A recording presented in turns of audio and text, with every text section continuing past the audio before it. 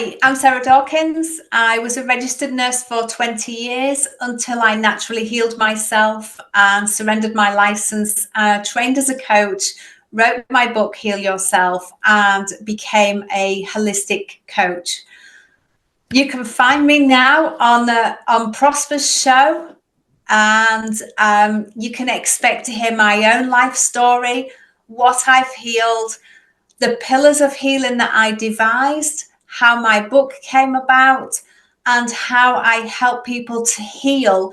And when I say heal, I mean heal from the root cause of the health problems, not just the symptoms that your body is manifesting. So come and join us. It's going to be an amazing episode. This is me, Sarah Dawkins, on Prosper's show. Thank you so much.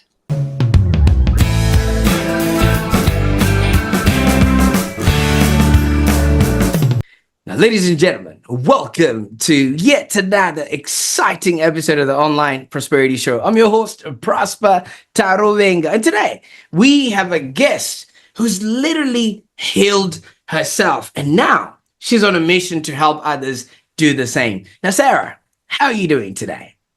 Hey, Prosper, I'm good, thank you. Thank you for the pleasure of being on your show. Oh, wait, let me tell you something. The pleasure is all mine. Knowing what you've done, who you've been, and what you are doing for others, it will be remiss for us not to invite, such a renowned guest onto the show, just predicated on what is possible, with the work that you're doing right now. So thank you so much for going through this journey and, above all, accepting to be a guest on the Online Prosperity Show.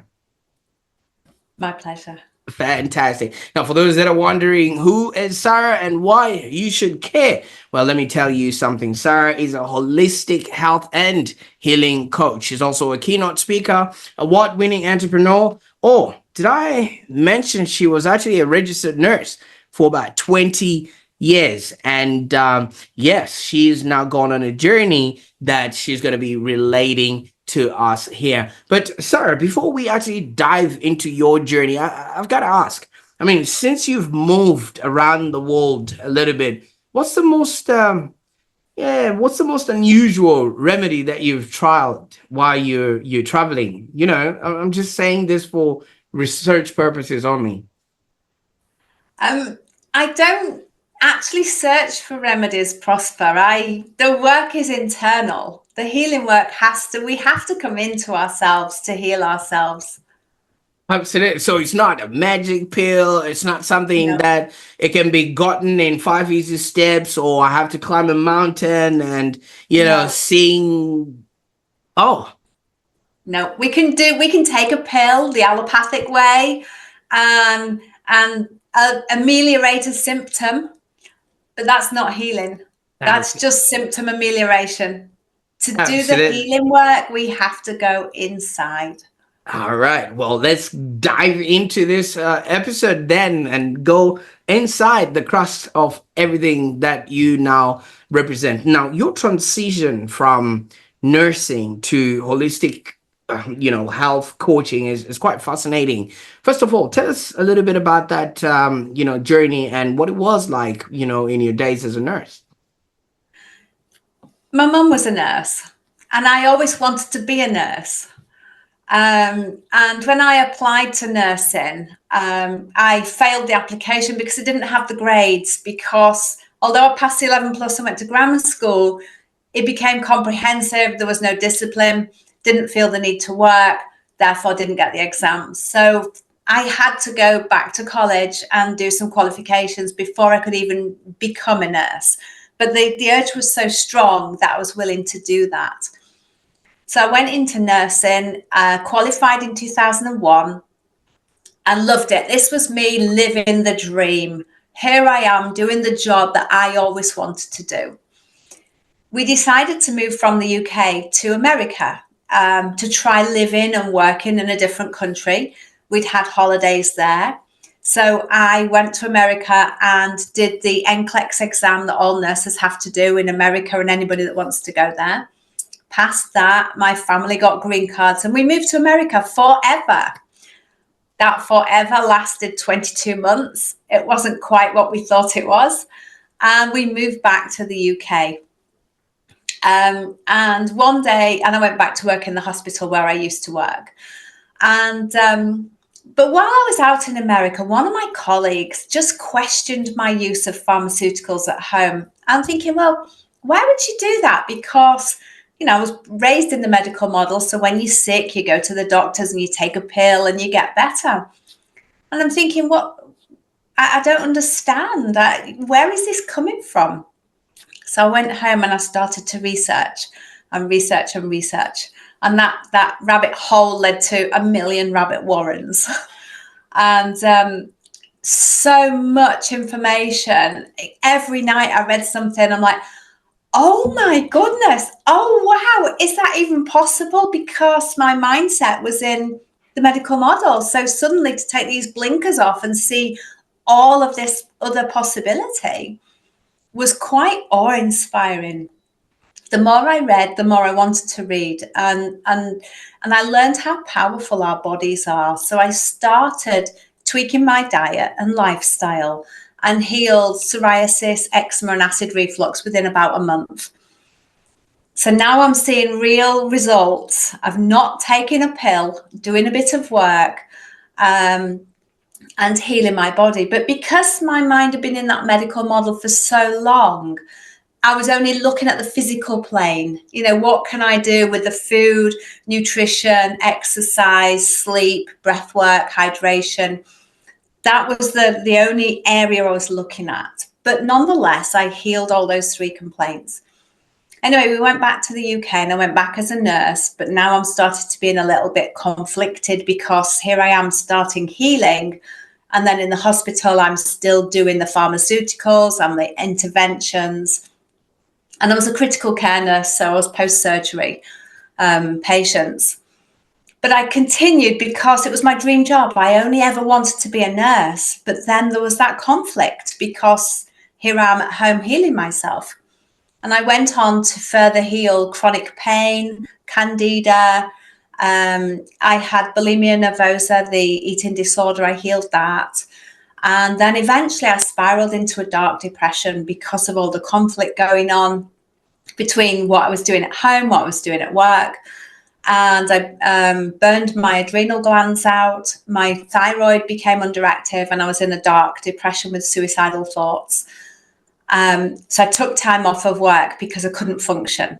And I took to drinking alcohol as a crutch, but I thought it was social drinking, just drinking at home, an aperitif, a glass of wine with meal, a tumbler full of liqueur after dinner, but thought that was normal. Couldn't see that it was actually to numb the emotions so that I didn't have to feel. I was using it as a crutch. And I was in that depression for 3 years because I just couldn't work out what I needed to make me feel better. I didn't understand coaching, wasn't aware that I could have had a coach. My doctor just wanted to medicate me. I didn't want the pills. But thankfully, I had a friend who came and took me out every Wednesday night. We went to the gym for 2 hours, back-to-back classes. People laughed at me because Wednesday was the day I drank water because I was at the gym. That was the only day I drank water.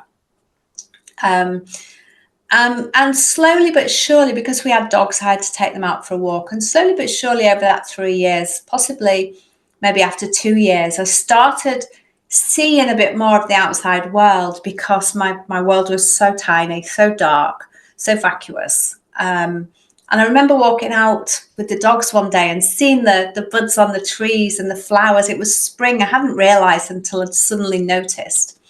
So I started actually noticing. So then I'm trying now to notice more because I'm now aware of it. And as I've looked back, I realized I was practicing gratitude and mindfulness. But at the time, it was kind of intuitively I was doing it. I didn't realize that I was doing it. And the more I did it, the better I felt. And that was pivotal in my healing because then I'm starting to be able to come up like online, if you will, more rational, more conscious. And so then I'm starting to think, well, what else can I do now? I'm feeling a bit better and thinking better. So I started doing some meditations.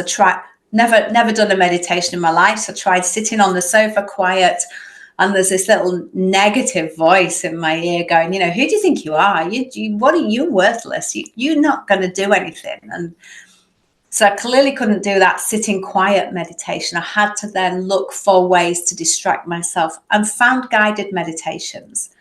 So initially it was just a short, like 5 or 10 minute meditation, just to find peace inside.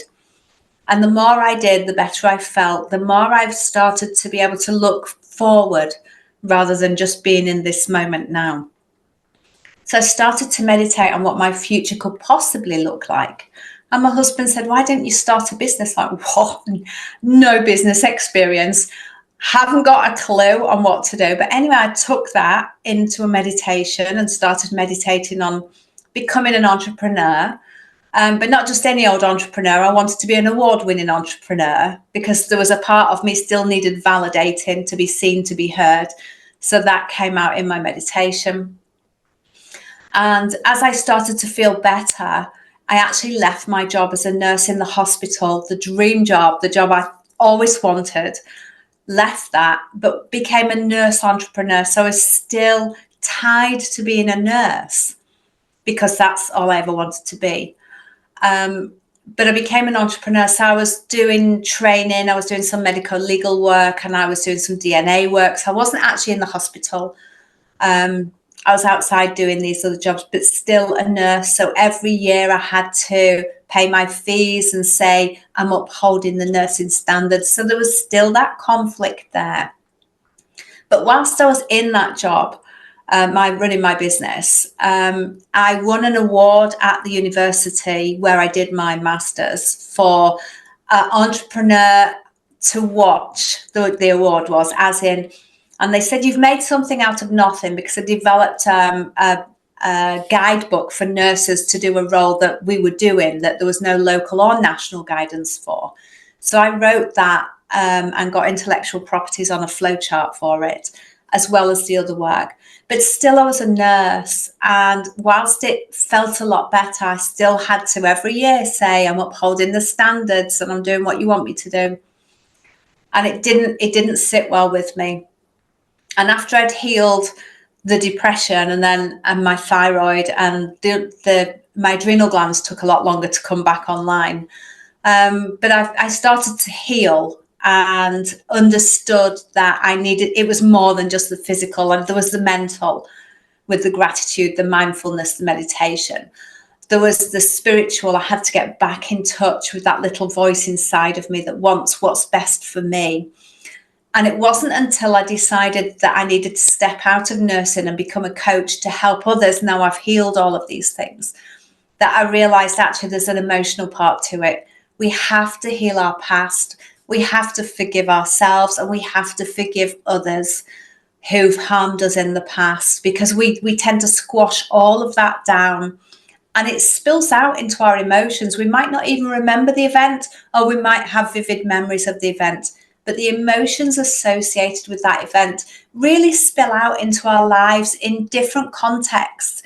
And we don't often see that that's what's happening.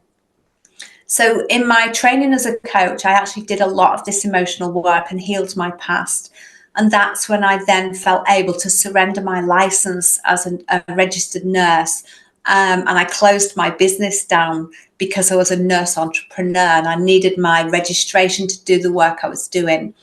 And that's when I set up my coaching business and totally stepped away from the medical model into the natural healing model, understanding that healing needs the physical, the mental, the emotional, and the spiritual pillars, if you like, to be covered, to be able to heal totally from the root cause, not by just suppressing a symptom or an emotion. So it's quite a journey I've been on. And in the interim, we moved to Spain 7 years ago for a quality of life, and love it. Absolutely. And thank you so much for taking us on and through that journey. I mean, your life story in and of itself and your experience have so much to pick out from. So let me see how we're going to go with this. But you started this journey and it was a dream job, but then later on you realized that what was a dream has just led you to something else. Now, this transition, is it something that just came to you, or is it available to everybody else? It's available to everybody. It's about tapping in to see who you are authentically. And that was a real battle I had between I want to be a registered nurse for the rest of my life to I want to help people heal without pharmaceuticals and step outside of that role. So we have to come inside ourselves and decide who we are authentically, because a lot of us come from have become people pleasers because we want to make people happy, because we want to be validated, seen, and heard. So if you're in that position, you've become somebody who you're not to please others. You're living your life for others. So if you can see that and come back into yourself and ask yourself, who am I really? What is it that I like to do? How do I like to dress? What do I like to see? Where do I like to go? Do I like the beach or the forest, or do I like the city or the country? And you have to come back in and really search your soul and find out and understand who you are before you can make any transition to, because until you truly know who you are, you're going to struggle to make that transition, because it has to be aligned. When you're stepping into what you want, it has to be aligned with who you are. And a lot of us are not who we are. We're who we've become, who we've been molded into.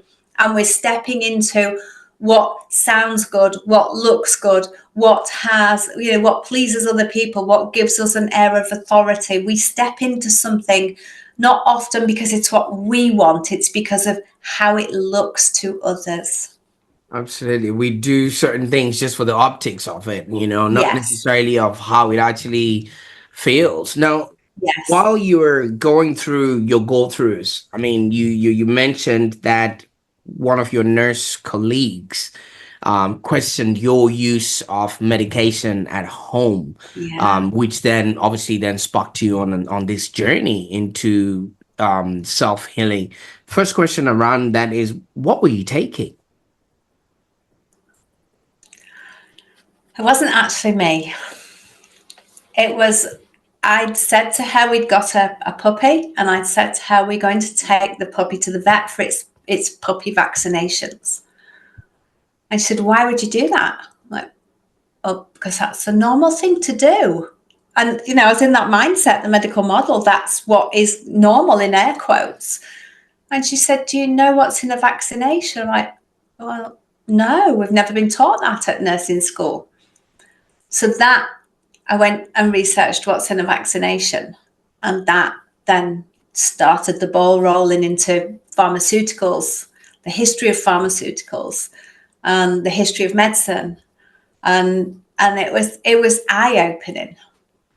I can only imagine. And when you would have gone in researching and things of that nature, I mean, you could only see that it would be not easy for anybody else who didn't have the access to No, actually know all that information, and also the time and the propensity to actually want to discover. So maybe that's why people would just relegate themselves to what is cheaper, better, faster. yeah, yeah, because it was shocking, to be honest, really shocking, but also awe-inspiring to know that I could step outside of that, and there was other ways to be healthy.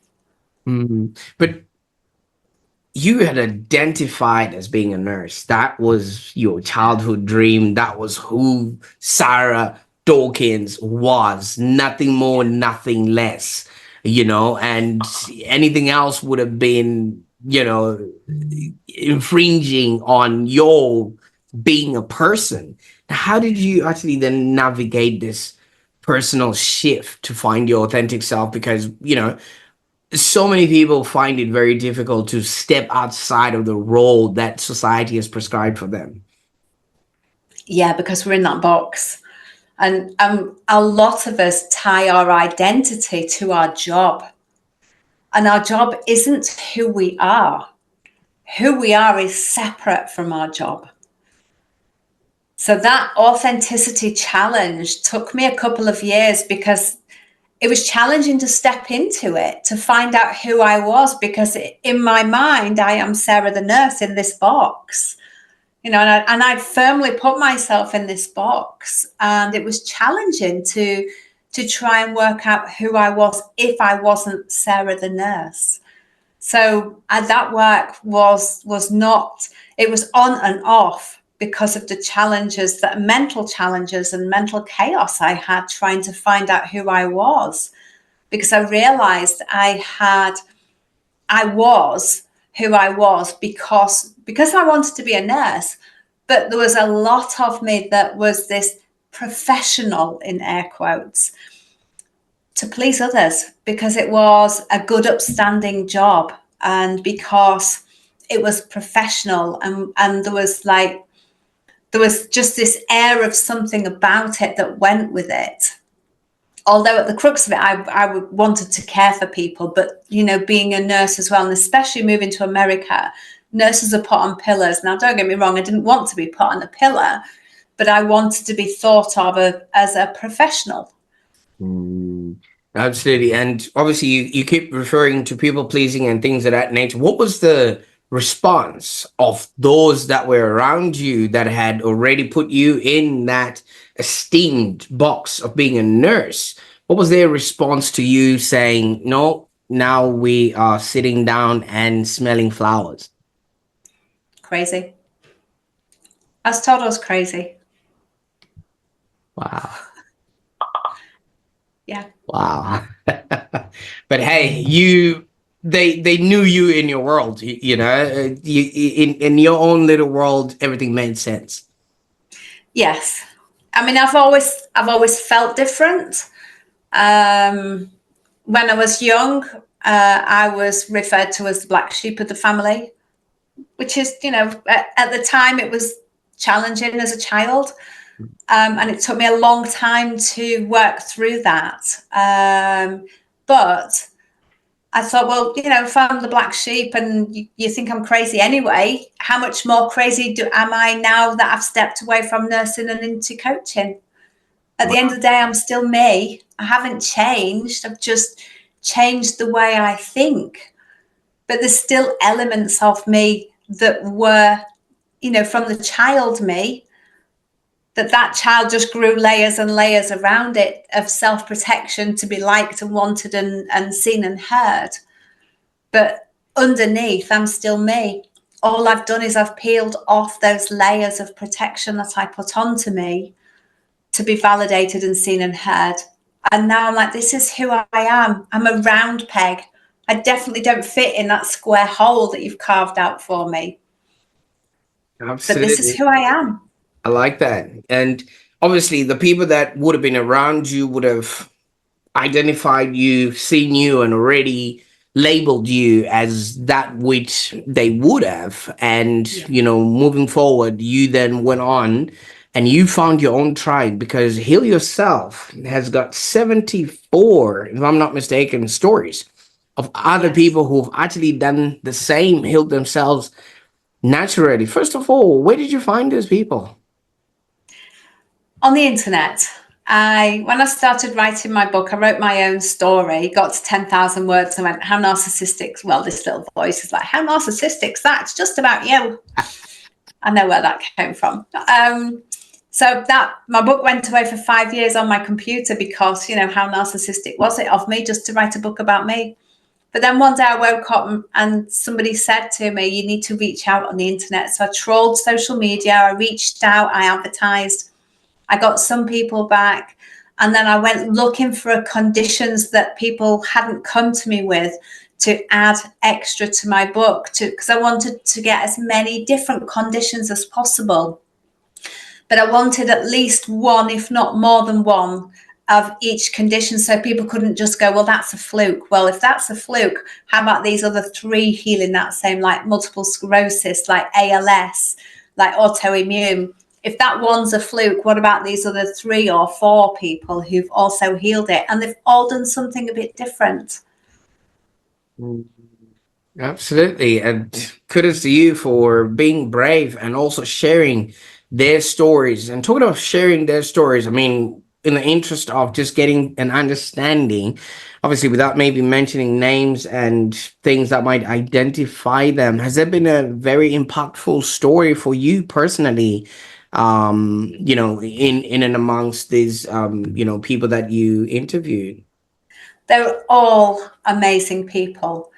But one that really stands out is a guy who had multiple sclerosis and he was in a wheelchair. And his brother took him to the doctor, and they watched the doctor go on Google and look for answers and treatments for multiple sclerosis. Wait a minute. And they, Say yeah, that again.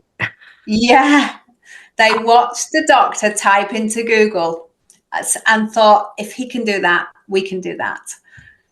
And I thought that absolutely shows us that at best, doctors are doing guesswork with the treatments and the tablets. They, don't get me wrong, they're trained to pull symptoms together, give it a label, and then pick a pill to go with that label. That's how they're trained.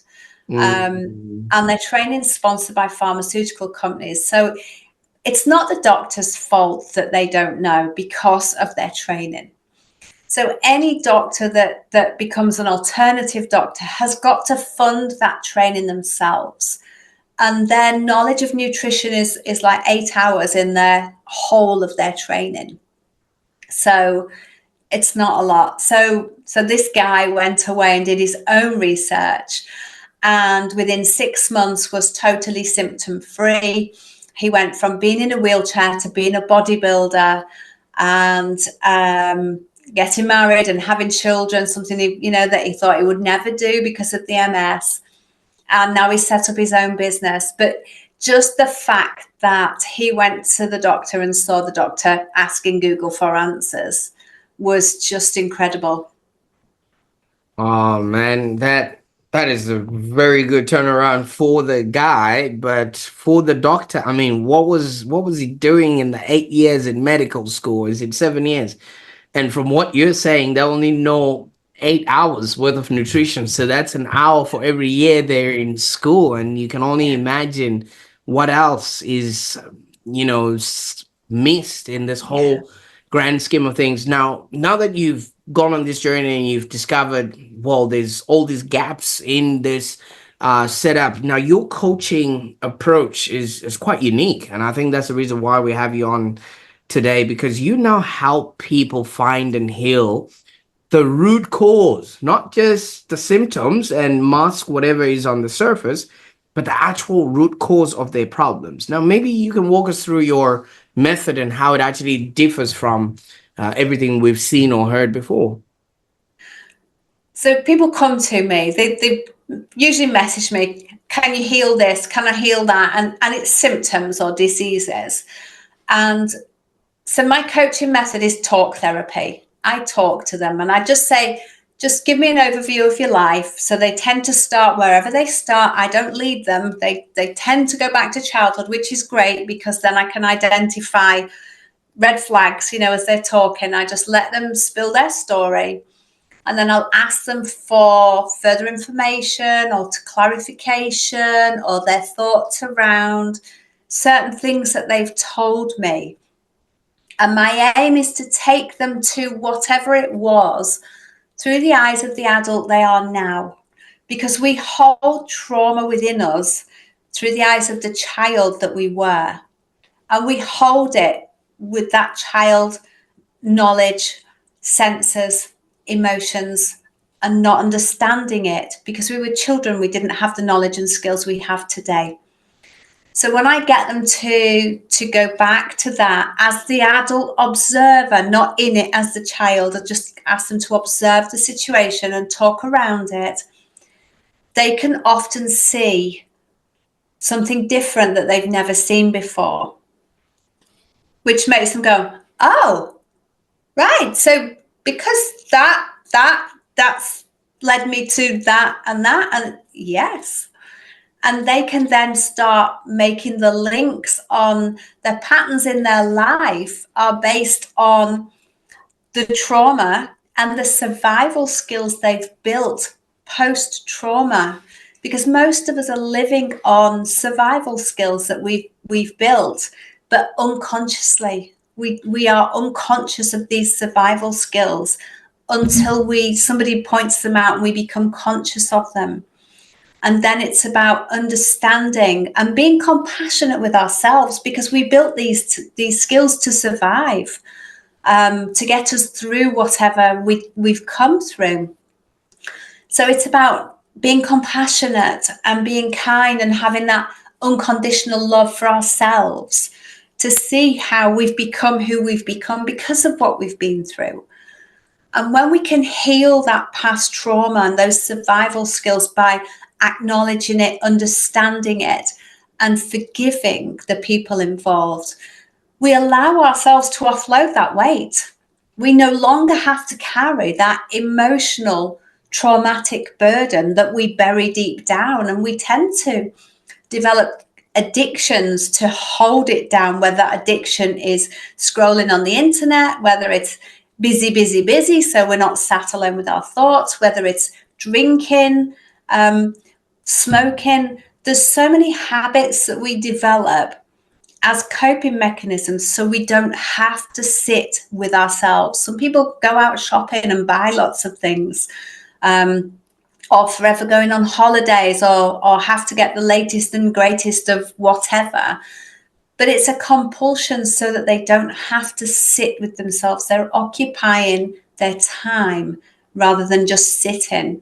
And to be able to heal the past, we have to feel it.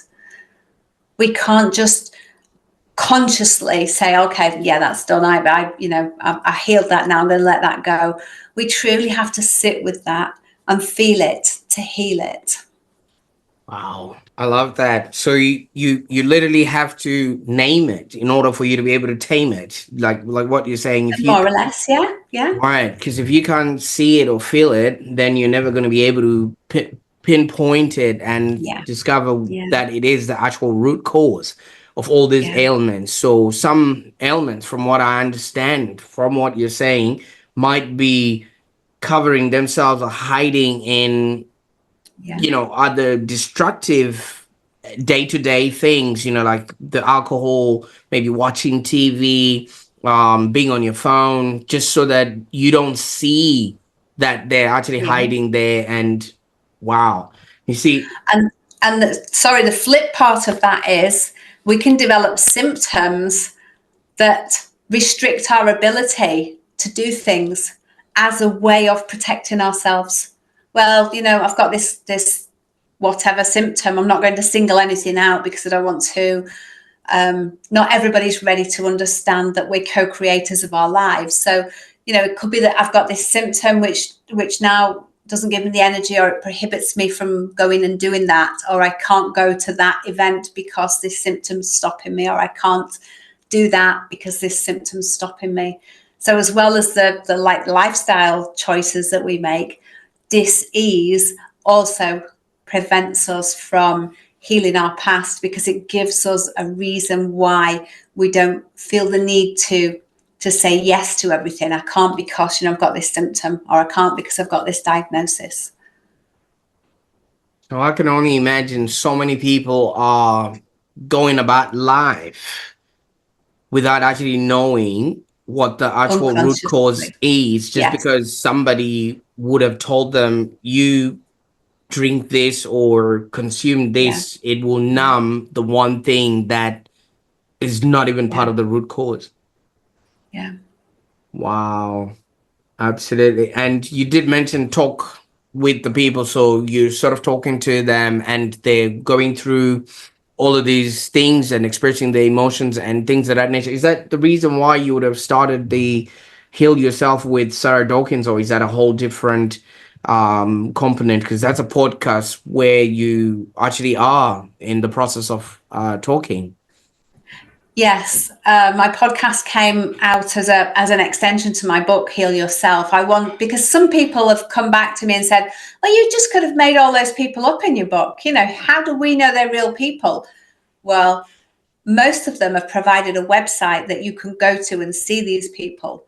But so my podcast here is this real person talking to you now, sharing their own healing journey, from whatever it was. Like my podcast last week was another lady healing multiple sclerosis, and she healed that within 2 months of diagnosis because of a change of mindset, understanding why she developed the multiple sclerosis and then healing the reason that she needed to develop the multiple sclerosis.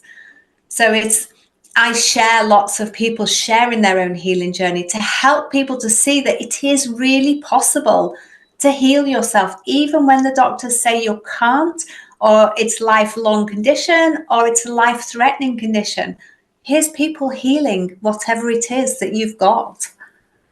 And no wonder you've gone on and won multiple awards, because I think with what you're doing and the sort of activities that you're helping others achieve, there has to be some sort of recognition on there. But has this sort of validation with the book, the awards, just people actually living through, the things that you're talking about, has that affected your confidence or your outlook on your work at all? Or When I won the first award, it was like, okay, so I'm clearly good enough to be an entrepreneur, because that was not too long after I'd become an entrepreneur. I won the first award, but it was within the local university. So in my mind, it's like, well, that's okay. That says that, you're okay as an entrepreneur, but it's just within the university, within this city. And then when I was invited to apply for National Freelancers Day competition, I'm like, well, I'll do it, but I don't hold out any hopes, because, I was undervaluing who I was and not validating myself. And I came second in that competition throughout the whole of the UK for freelancers. And that was quite pivotal, because that reinforced then, actually, this is real validation that I am somebody that can do something. And I needed that for myself to validate myself. And looking back, I mean, I was amazed that I won second prize, let alone any prize to start off with. And then as I've done a lot more healing post that, I see that I didn't get the first prize because I hadn't done enough healing, and because my life that was my first business, and my life was going off in a different trajectory, although I didn't know it at that time. So I saw the reason I didn't get the first prize. I got the second prize as a validation of who I am.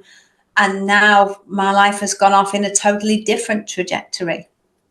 absolutely. But in as much as you've had all this validation and you've written the books, you're on podcasts, and you're on the Online Prosperity Show today, obviously, with what you are saying is so different to what everybody else is used to, so much that you must cop a lot of criticism, or you must have a lot of people that just might not believe in what you do.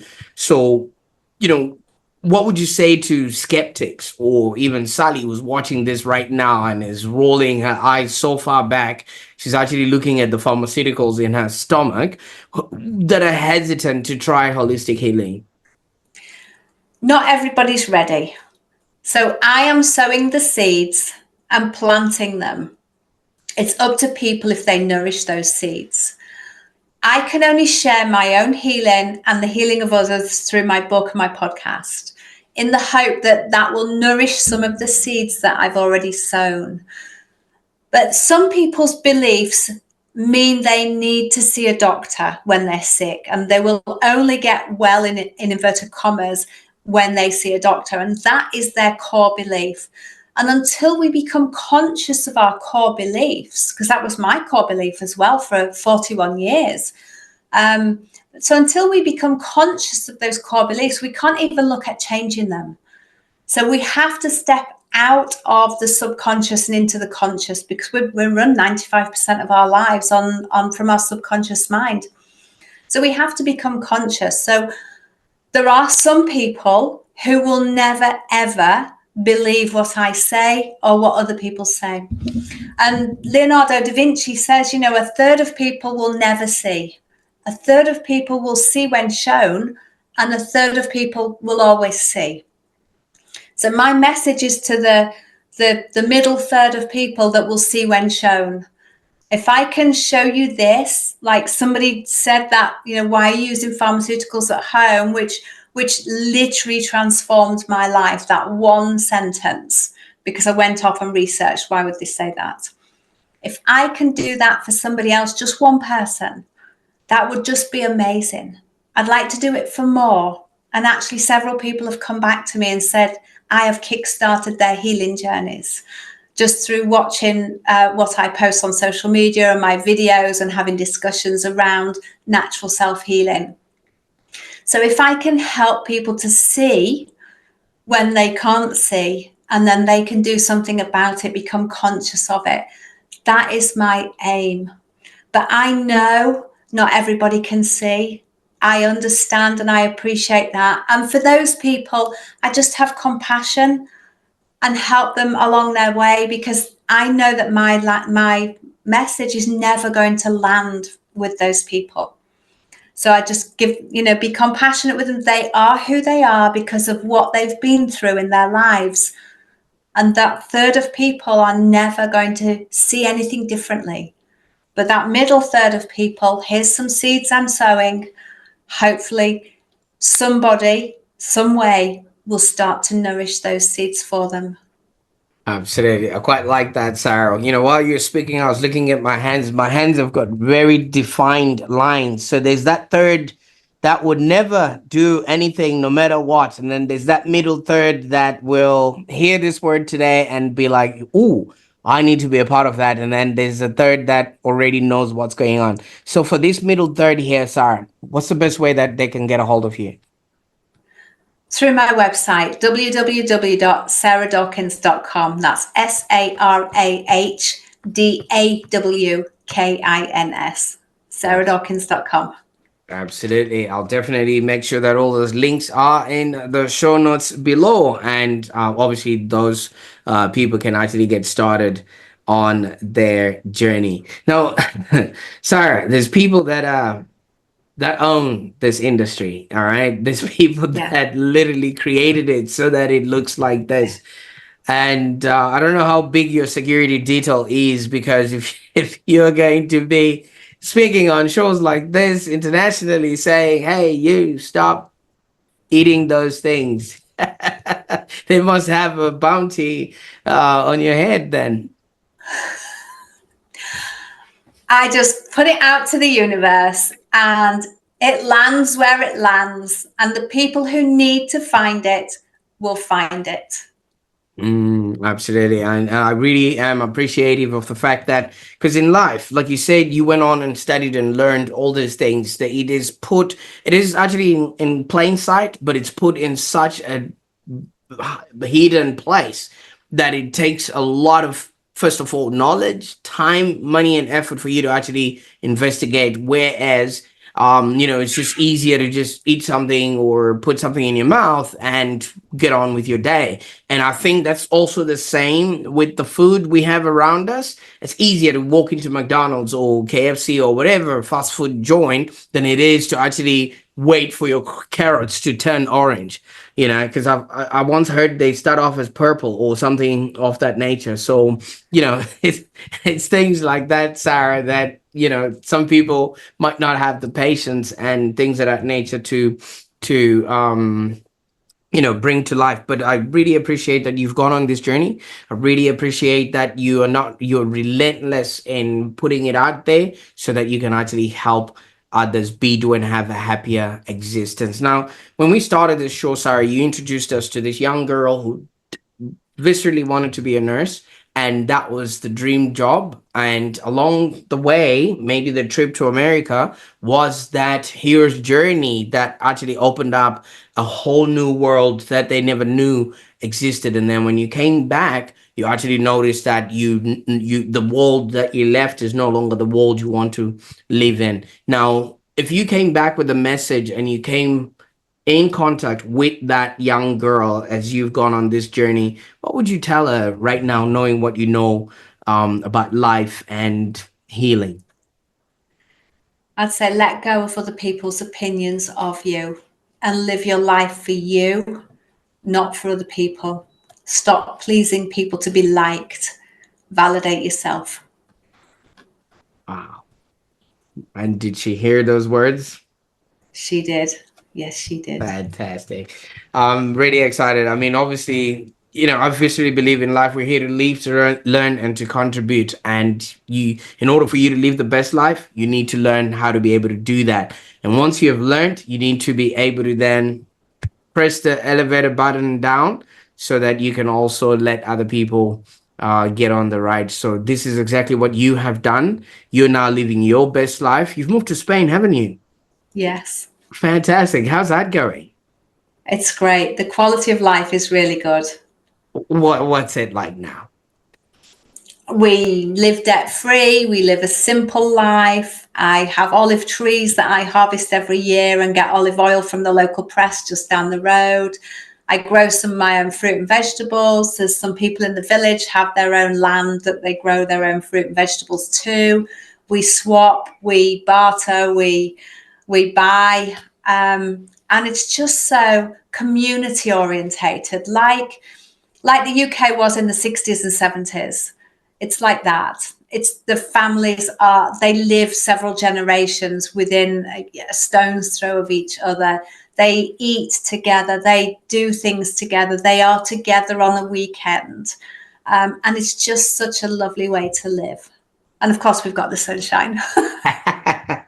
Absolutely. Now, it does show that you really have stepped into your greatness. And thank you so much. Like I said, you're sending the elevator down and helping others be, do, and have. And for those people that you've written about in the book, obviously, their lives and their stories are now, going to live forever, based on the work that you have put out there. So, congratulations and thanks on that regard. But what's next? I mean, we've seen where you've been, we've seen what you're up to, and life that you're enjoying. But what can we expect? You've brought us into your world. Now we need to be excited about the future projections.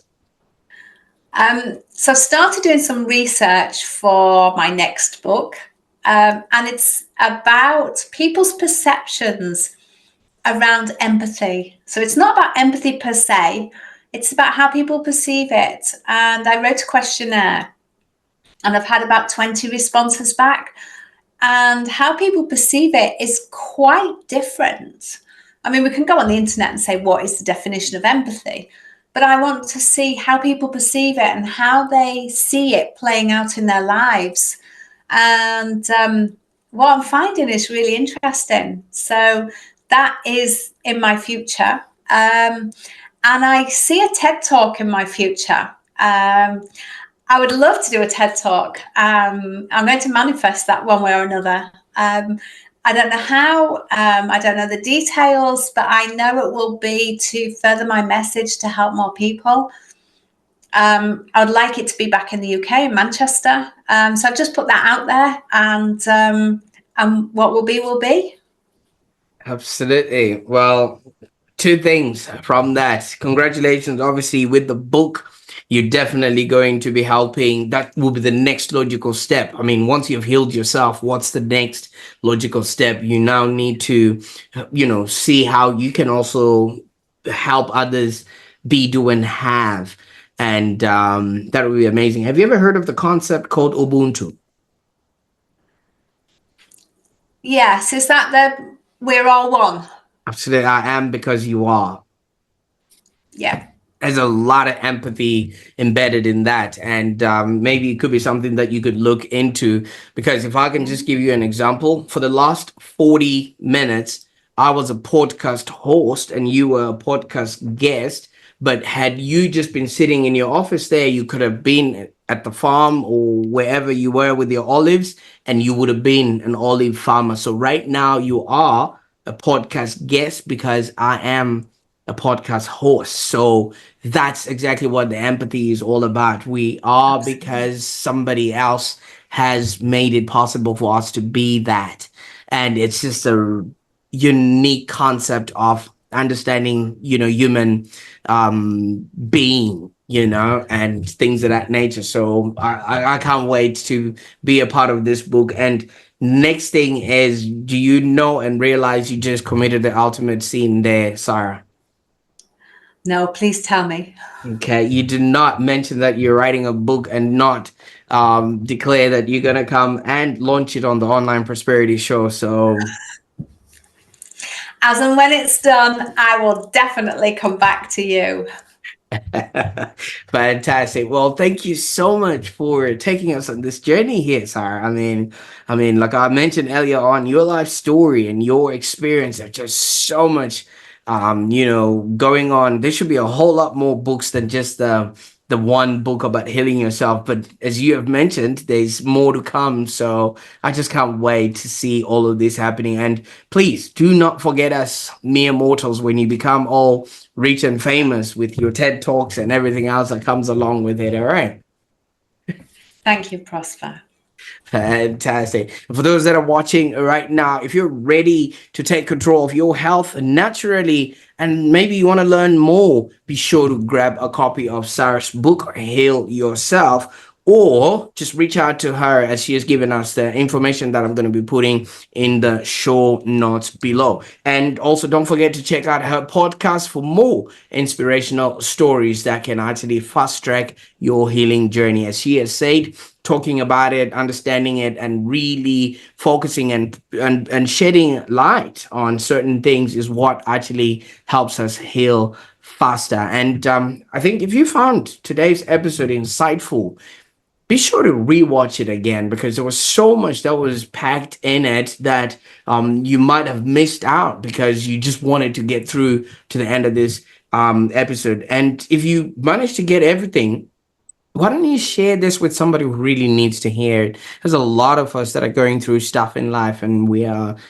hurting and we just need to start healing. And I think Sarah has, like she said, opened up her space, heart, and, is wanting this message out there to as many people as possible so they can actually start healing. And while you're at it, subscribe to the Online Prosperity Show because you do not want to miss out on information like this. Until next time, keep healing and remember you literally can heal yourself.